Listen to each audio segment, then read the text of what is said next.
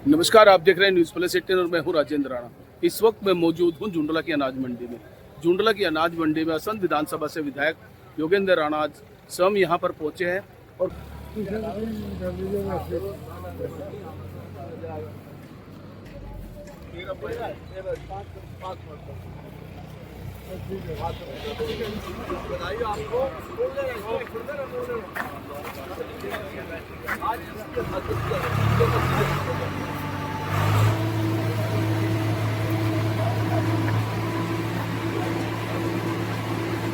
और इस गेहूं की ढेरी का 13% मॉइस्चर आया है और इसकी खरीद के लिए यहाँ पर विधायक योगेंद्र राणा जी ने जो है लड्डू बांट करके मुंह मीठा किया है कि और बधाई दी है कि गेहूं की तकरीबन खरीद आज से मंडी में शुरू हो जाएगी।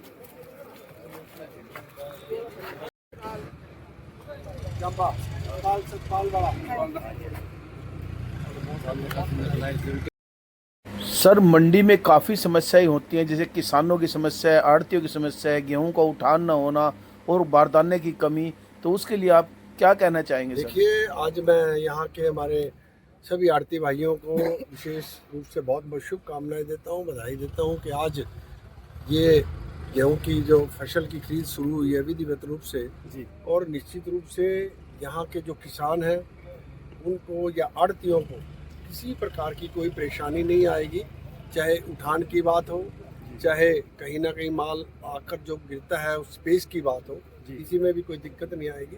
और मैं सिर्फ और सिर्फ सभी किसान भाइयों से एक अपील करना चाहूँगा कि अपनी फसल को सुखा कर लेकर आए, जिससे कि उनकी फसल आकर यहाँ आते ही ठीक समय पर तुल के और वो यहाँ से फारिग करके अपने अन्य काम में लगे।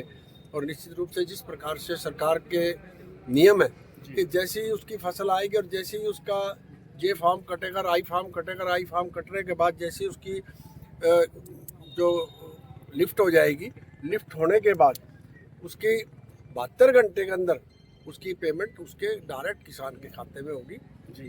तो आज जिस प्रकार से पहला परचेज का दिन है, मैं सभी किसान भाइयों को, सभी आढ़तियों को, विशेष रूप से सभी अधिकारियों को, मार्केट कमेटी के भी हैं, हेफड़ के भी हैं और अपना फूड सप्लाई के भी हैं, सभी को बहुत बहुत शुभकामनाएं देता हूँ, बधाई देता हूँ। और निश्चित रूप से सभी को कहना चाहूँगा, विशेष रूप से अधिकारियों को, कि किसानों को और आढ़तियों को कोई भी परेशानी नहीं होनी चाहिए। जैसे ही किसान आए उसका माल आकर जैसे उतरे और उसको सिस्टम के हिसाब से उसको तुलवाने का काम करें। और जैसे लिफ्टिंग की भी जो व्यवस्था है, जो यहाँ का जिसने भी टेंडर लिया है, जो भी ठेकेदार है, ठेकेदार भी उसको यहाँ से उसके साधन वगैरह प्रॉपर होने चाहिए। और उनको सर, कई बार क्या होता है कि आढ़तियों के पास पूरी गाड़ी का भराव नहीं होता और थोड़ी गाड़ी वो लोड नहीं कर सकते, तो उसमें काफ़ी भीड़ भी हो जाती है। तो ऐसे में क्या करना चाहिए?